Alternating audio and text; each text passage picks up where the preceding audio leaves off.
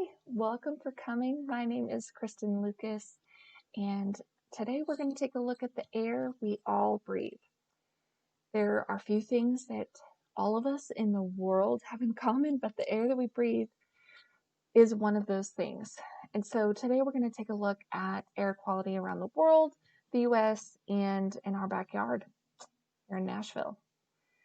So this really just came from as a kid. I grew up in Arizona, and anytime we had to drive to Phoenix or to LA, I remember just seeing this disgusting amount of smog. And I kind of wanted to see if my memory of it is as bad as I think it was, or if it was maybe a trick of the lighting or something like that. So I wanted to see what the numbers would have to say about it. And so today we're going to cover a few things. We're going to talk about the air quality index, how that's determined, just so we have an idea of what the numbers are that we're looking at today. How is the US doing versus other countries? Which cities in the US have the best and worst average air quality? And how does this all relate to Nashville? So very briefly, the AQI, the air quality index, is determined by pollutant particles per cubic meter. All of that is kind of generated in this algorithm that spits out a number, which is how it's determined whether the air is good, moderate, unhealthy for sensitive groups, and so on. And so this is really the color scheme that you're going to see throughout the rest of the project. So you'll know instantly whether the air quality is good, moderate, so on and so forth. So just wanted to give a little bit of insight into that. So if we look at the US versus other countries, obviously looking at the whole world is a humongous broad scope, but I just wanted to see how we're doing. So I generated this map where the little bubbles here on the map are colored by the color scheme that I just showed you, but the size of them is also determined by that AQI number. And so this is interactive, so you can click on any city or country that you'd like to take a look at. So the US is actually ranked 6th in the world, which I thought was very interesting and very encouraging. Now, I was expecting here in Asia, maybe where there aren't as many regulations in terms of air quality, to be the worst, and it certainly is not great. We have a lot of these colors that are not green, but right over here, Chile is actually the worst offender.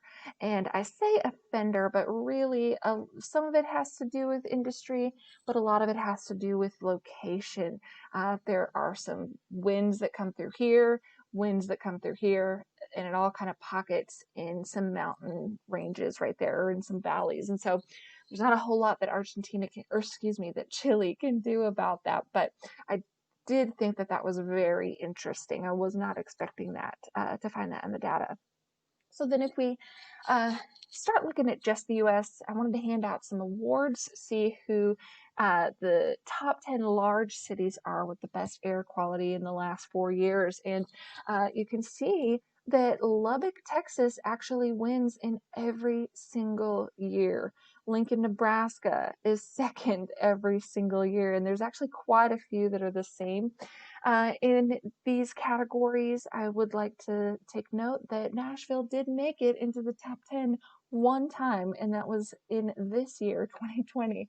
Now, if we go to the other end of the spectrum, this is where we see those cities that I mentioned that were kind of the motivation for this whole project. We see a lot of cities in California, specifically Riverside, LA. Riverside is a suburb of LA.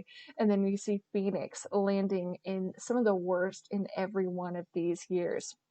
And so I guess it wasn't a trick of the light. I guess that the air quality is not that good over in Cali, nor is it very good in Phoenix. And so I was expecting to see some other larger cities, maybe like New York, Boston, places like that. But I believe that most of these cities are really where it is hot and dry, which leads to wildfires. And that is a major factor, a major pollutant that is recorded when you find that AQI. So I think that that's a lot of the reason why we find so many of these large dry cities.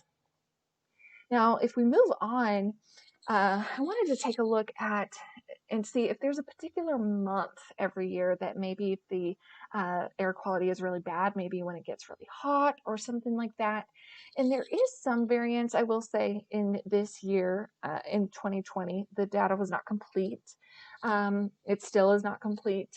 And so there is some variance, but I did think it was interesting. There's not a lot of variance. This is if you take every single city in the US, average out their AQIs, and then break it down by month. That's what you see here. And you can look into just one particular city if you want to see exactly what they did in a particular year. But I did think it was interesting. There's not a whole lot of variance. Now I wanted to look at Nashville. How are we doing? This year, we are doing okay in more ways than one, I think. But our average AQI for the whole year is at 41, so we're in that healthy area, that good area. You can see these are data points for each time it was measured throughout the year. There's a little bit of a tapering off here, I think just because a lot's been happening this year. A couple of outliers here in the summer, but really, we're doing okay. I did think that it was interesting. I kind of thought that once COVID hit here in March that this number would really plummet and go down really far, but it didn't actually. It stayed relatively the same, if not going up slightly. And it even spiked here in June and July with a huge day here.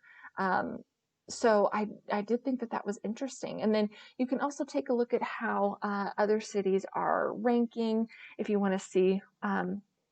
We, as you can see, are ranked 9th, but there's a whole lot of other cities here. You can search them. You can see, where's Albuquerque? How are they doing? They're ranked 45th, so on and so forth. So really what I determined is that Chile needs a lot of help in terms of air quality. California is not where you want to go. But you know what, Nashville, we're doing great. And these are all my references. So I appreciate you coming. I thank you so much for listening, and I hope you have a great day.